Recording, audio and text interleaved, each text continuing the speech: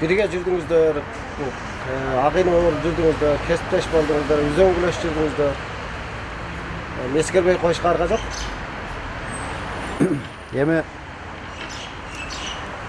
мына жөнөкөй адам эле бул дүйнөдөн өтсө канча адам ойго салат, кайгыга салат, бирок таланттуу адам анын ичинде ырчы гана эмес, айрыкча обончулар өткөндө адам аябай ичиң ачышат. Себеби бул обончулар кыргыз элине, кыргыз элинин музыкалык маданиятын түздөн түз байытып, ошол элге жаңы обондорду чыгарып тартуулап турган адамдар.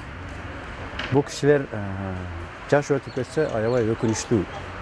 Себеби канчалаган жаңы обондор элге жетпей калат.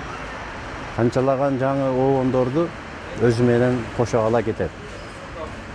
Мына Токон Эшбаевдин дагы өткөнү биз үчүн өтө кайгылуу болду. Айрыкча биз үчүн баягы окуганда бир факультетте, бир институтта окуп, курсубуз жогору болсо дагы, 2 курс жогору окуган Токон Эшбаевдер бизден. Бирок студенттик мезгилибизде бирге болуп, айыл чарба жумуштарында, сабакта, жалпы хор сабактарында бирге болуп жүргөнбүз. Андан кийин обончу болуп таанылгандан кийин баягы көптөгөн концерттерде чогуу болуп жүргөн күндөрүн көз алдыңа тартылат экен. Акыркы мезгилдерде эми Ош шаарында баягы бир жерде жашап тургун болуп жүргөн күндөр бардыгы көз алдыңа тартылат экен. Эми Токон Эшбаевдин баягы чыгармачылык дареметин эл билет. Анын обондорунун тагдырын, деңгээлин эл түшүнөт. Баягы Чыңгыз хан айткан экен. Адамдын кыйындыгы анын жасаган ишинин жыйынтыгынан билинет деп.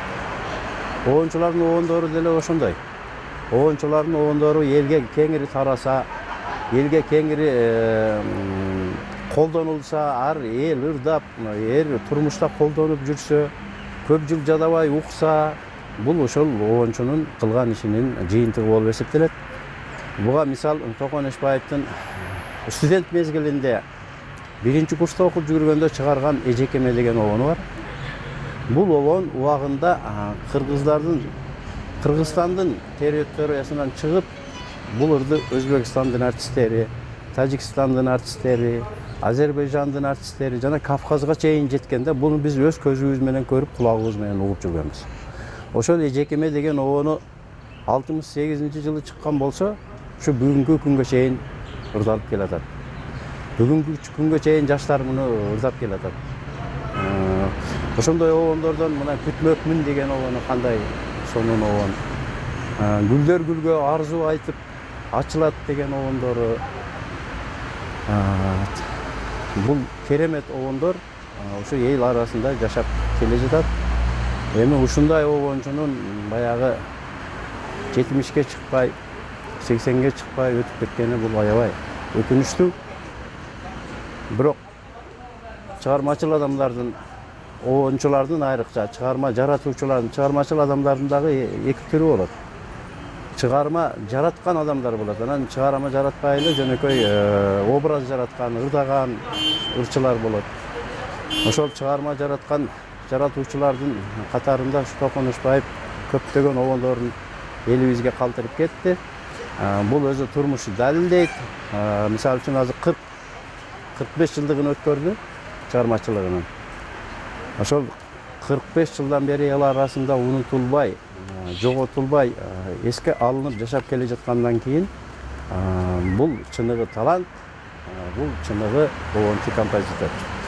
Ошондуктан мен ойлойм, Токон Эшбаевдин обондору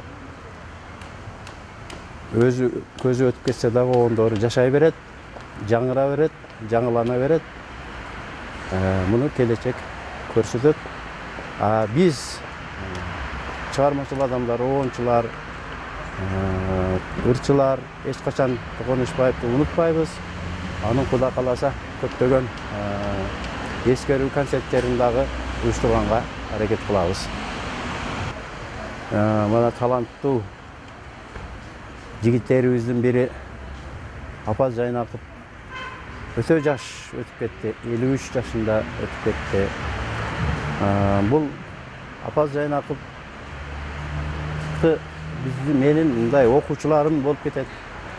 Себеби мен ошол 80-жылдары баягы өтө элге обондорум популярдуу болуп, ырларым азыркы тил менен айтканда хит болуп турган убакта Апазды мага ошол Баткенде Зайырбек агайлар, Мансур деген жигиттер алып келип тааныштырган биринчи жолу.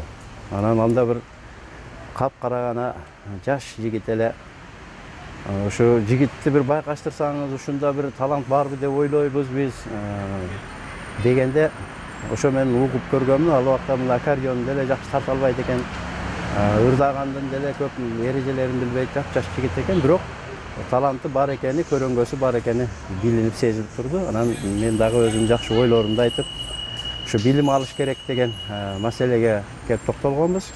Ошондон кийин Апаз Жайнаков анан окууга тапшырып, кеч болсо дагы баягы балалуу чакалуу болуп калган мезгилде ошо искусство институтуна тапшырып, ошону ийгиликтүү бүтүп, мына элибизге көрүнүктүү обончу, көрүнүктүү ырчы болуп, канчалаган жакшы обондорду чыгарып, элибизге тартуулап кетти. Анан эмгеги дагы баягы өз учурунда бааланып, эмгек сиңерген артист алды. Андан кийин кыргыз эл артисти деген жогорку маамдарга татыктуу болду. Бирок эми айла жок, өмүрү кыска экен. Ошо арабыздан кетти. Бирок анын ырлары түбөлүктүү обондор. Кыргыз жери деген ыр эле өзү кандай керемет обон. Бөрүк зарга кетели, Мырзайым деген ушунча баягы элдик ырларга жакын обондорду чыгарган. Анан эң өкүнүчтүүсү ушу акыркы мезгилде оору жүргөндө биз көп жолугушуп аттык. Тезсе жолугушуп аттык. Анан ошондо бир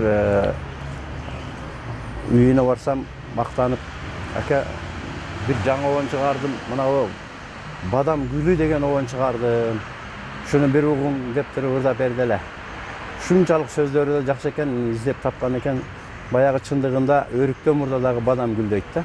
Эми өрүк зарга кетелинде ырдаган бадамдын ушу биринчи гүлдөгөндө жаздын биринчи кабарчысы катары адамга бир өзгөчө бир таасир берет экен да. Ушуга таасирленип Бадам гүлү деген ырды жазды эле. Андан кийин ооруп калып, аккордеон кармай албай калды. Ошол ырын мен азыр эми издештирип жатам. Ушул обон жазылып калдыбы, жазылбай калдыбы? Кудай кааласа ошо жазылып калган болсо, ошонун обондору бар. Акыркы мезгилде чыгарган обондорун издеп таап, элге жеткиргенге аракет кылабыз. Болот да,